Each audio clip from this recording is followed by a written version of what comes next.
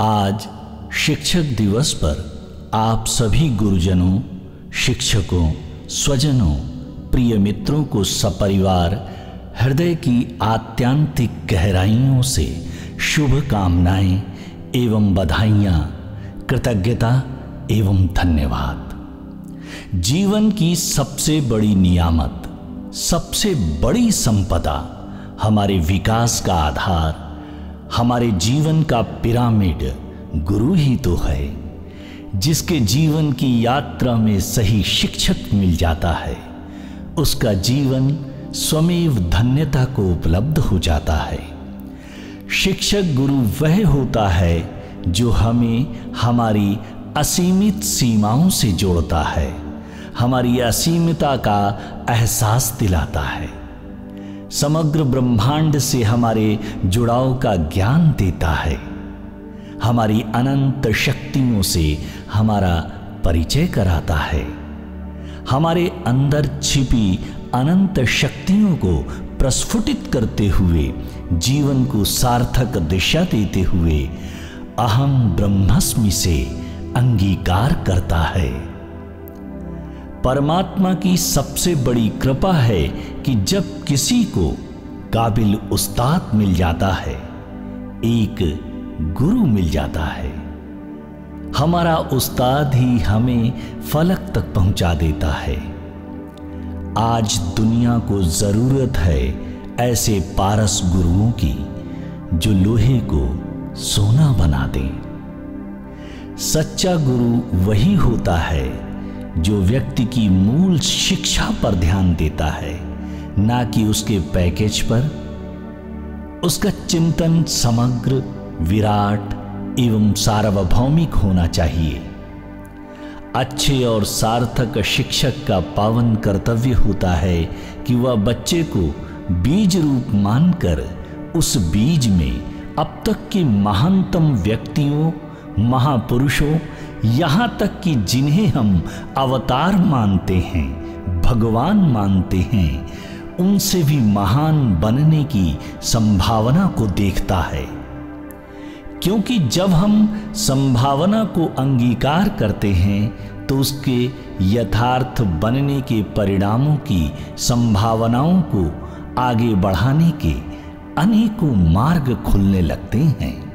अपने महान उस्ताद के लिए शिष्य कह उठता है, जिसे महाकवि श्री पारस जी के शब्दों में, मुझे अनंत बनाने ही में इच्छा पूर्ण हुई तेरी, चलता हूं अविराम की यात्रा, सीमाहीन हुई मेरी।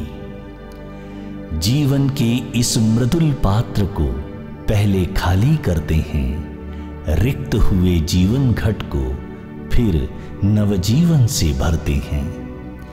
तेरे करके अमर स्पर्श से मन पुलकित हो जाता है, सीमाओं के बंधन तजकर गीत नश्वर गाता है।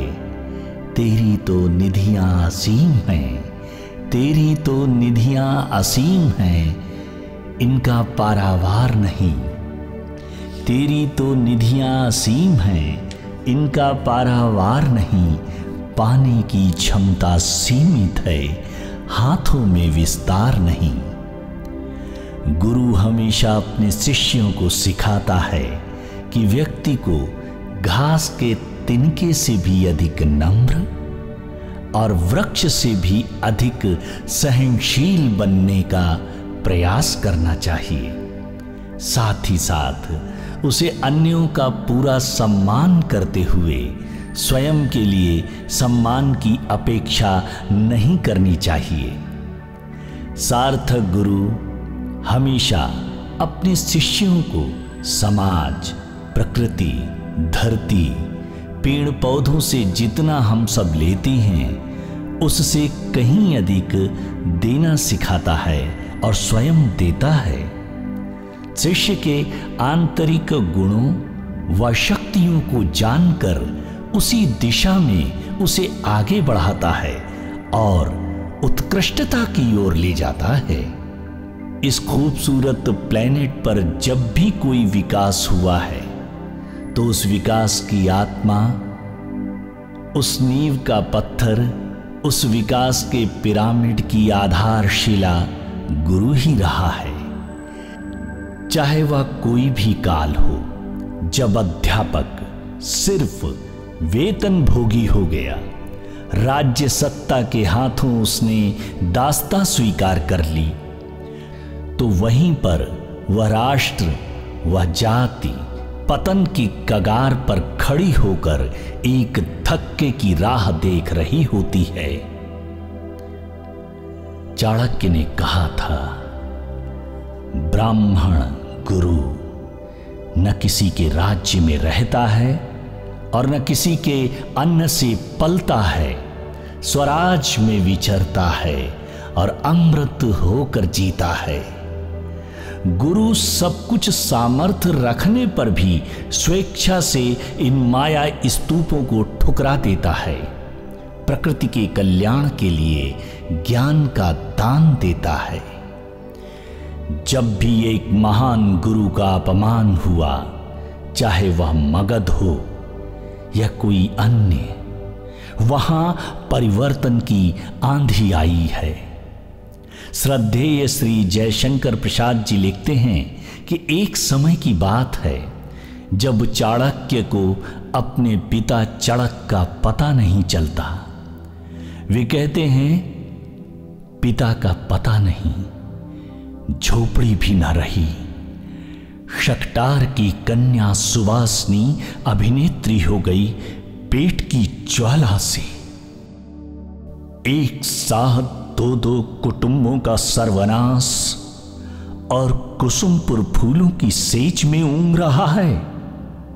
क्या इसीलिए राष्ट्र की शीतल छाया का संगठन मनुष्य ने किया था? मगध, मगध, सावधान, इतना अत्याचार सहना असंभव है। तुझे उलट दूंगा, नया बनाऊंगा, नहीं तो नाश करूंगा। आचार्य ब्राह्मण के कोमल हृदय में कर्तव्य के लिए प्रलय की आंधी चला देने की भी सामर्थ्य है। एक कहावत कही जाती है कि पानी पिए छान के, गुरु करे जान के। गुरु के संदर्भ में हमें हमेशा अपनी आंखें खुली रखनी चाहिए। गुरु की तलाश जीवन रेत के कणों से चांदी खोजने के समान है। गुरु की शिक्षा अपने शिष्य विद्यार्थी के लिए ऐसी होनी चाहिए कि यदि गुरु कहीं पर गलती कर रहा हो तो शिष्य उसे रोक सके। ये साहस गुरु को देना होगा अपने विद्यार्थियों में। इस संदर्भ में एक बहुत ही अच्छा प्रसंग आता है कि एक बार गोरखनाथ जी अपने गुरु मत्स्येंद्रनाथ किसी स्त्री के प्रेम प्रसंग में पड़ गए और अपनी साधना से विचलित होने लगे। तो उनके भक्त गोरखनाथ ने अंधभक्ति नहीं दिखाई, भक्ति को केवल व्यक्तिगत प्रश्न नहीं माना और अपने गुरु के दरवाजे पर जाकर जोर से चिल्लाए, जाग मछंदर गोरख आया, और वापस गुरु को सही रास्ते पर ले आए। जब तक सही गुरु न मिले, हमें धरती, प्रकृति, ब्रह्मांड को ही गुरु मान लेना चाहिए, क्योंकि सही गुरु शिक्षक मिलते ही सर्वप्रथम हमको धरती, प्रकृति, ब्रह्मांड से ही जोड़ेगा। इस शिक्षक दिवस के पावन पर्व पर अपने समस्त गुरुओं को हृदय की गहराइयों से नमन करते हुए माता पिता, धरती, प्रकृति, समाज एवं सृष्टि को भी पूरी श्रद्धा के साथ प्रणाम करता हूं, क्योंकि ये सब भी हमारे गुरु हैं, शिक्षक हैं। सद्गुरु बुद्ध, महावीर, कणाद, अष्टावक्र, रामकृष्ण परमहंस, नानक, कबीर, तोत्तोचन किताब के उस महान जापानी गुरु को नमन करता हूँ, जिसके स्कूल का हर बच्चा जो पहले रिजेक्टेड मान लिया गया था, उसके स्कूल से निकलने के बाद बिना किसी विशेष संसाधन के पूरी तरह से विकसित होता है और जापान की उच्चतम पोजीशन तक पहुंचते हैं। मैं श्री गिरीश पांडे जी, जो कि चिंतक, दार्शनिक, लेखक, कवि, उपन्यासकार, समाज को एक नई दिशा देने के लिए अग्रसर, उनका मैं बहुत ही आभारी हूं। गुरु पूर्णिमा पर उनके लिखे लेख से प्रभावित होकर कई उद्धरण अपनी स्पीच में लिए हैं।